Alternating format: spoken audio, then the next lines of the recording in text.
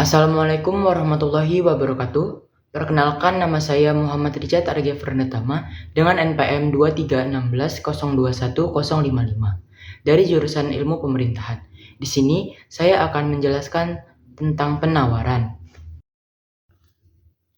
Yang pertama ada pengertian penawaran. Penawaran adalah banyaknya barang atau jasa yang tersedia dan dapat ditawarkan oleh produsen kepada konsumen pada setiap tingkat harga selama periode waktu tertentu. Penawaran juga berarti banyaknya barang atau jasa yang bersedia dijual oleh produsen. Yang kedua, ada pengertian penawaran individu. Penawaran individu adalah penawaran yang dilakukan oleh seorang penjual atau produsen. Jadi contohnya, seorang pedagang ayam menawarkan dagangan ayamnya kepada konsumen. Yang ketiga, ada penawaran pasar. Penawaran pasar adalah keseluruhan penawaran yang didapat dari penjumlahan penawaran, perorangan, suatu barang atau jasa pada berbagai tingkat harga. Yang keempat ada hukum penawaran. Nah, jadi hukum penawaran ini semakin tinggi harga pasar sebuah barang atau jasa, maka semakin tinggi juga penawaran yang diberikan oleh produsen kepada konsumennya. Alasannya karena di dalam bisnis, keuntungan menjadi tujuan paling utama, sehingga ketika produsen melihat adanya kenaikan harga, maka mereka akan memproduksi lebih banyak barang. Sebaliknya, jika harga barang atau jasa menurun, maka jumlah yang ditawarkan oleh produsen juga akan semakin berkurang.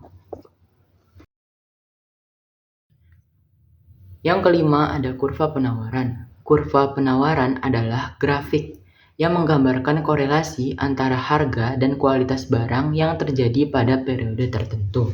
Di kurva ini, harga akan digambarkan di garis vertikal yang berada di kiri, dan kuantitas barang akan berada di sumbu horizontal. Kurva penawaran ini berfungsi untuk menunjukkan kenaikan dan penurunan harga suatu komoditi berdasarkan permintaan.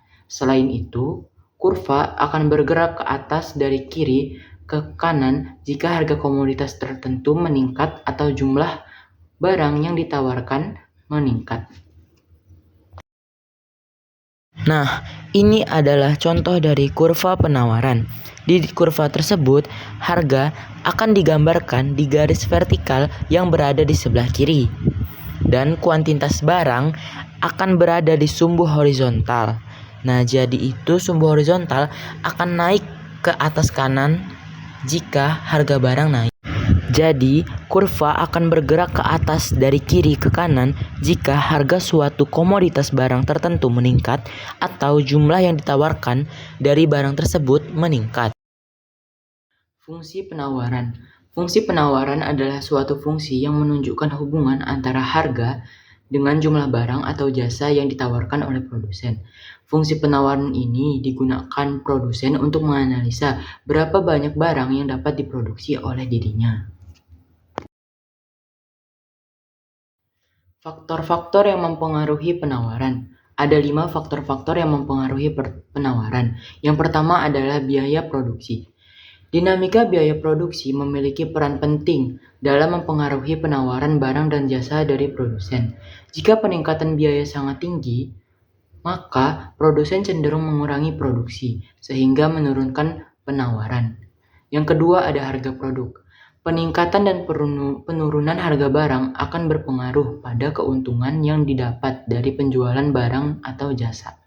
Spekulasi tentang harga barang di masa depan bisa mempengaruhi penawaran suatu produk.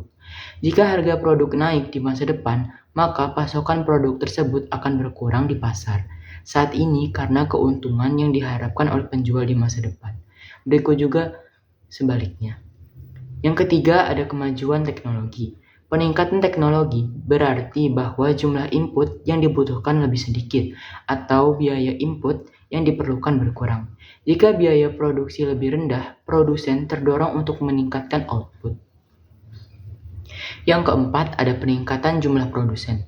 Jika penjualan suatu produk mendatangkan keuntungan, maka kemungkinan besar pemodal-pemodal baru akan berdatangan dan ikut di usaha tersebut.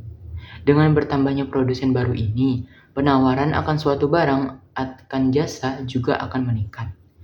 Yang kelima atau yang terakhir, adanya persediaan sarana produksi. Produksi akan terganggu jika persediaan sarana produksi berkurang.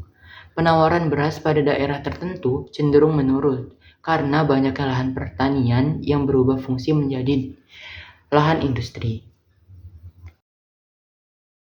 Yang terakhir ada analisis penawaran. Analisis penawaran adalah proses untuk memahami faktor-faktor yang mempengaruhi penawaran suatu barang atau jasa. Analisis ini dapat digunakan untuk memprediksi perubahan penawaran di masa depan serta untuk membuat keputusan bisnis yang lebih baik. Sekian presentasi tentang penawaran dari saya ucapkan terima kasih. Wassalamualaikum warahmatullahi wabarakatuh.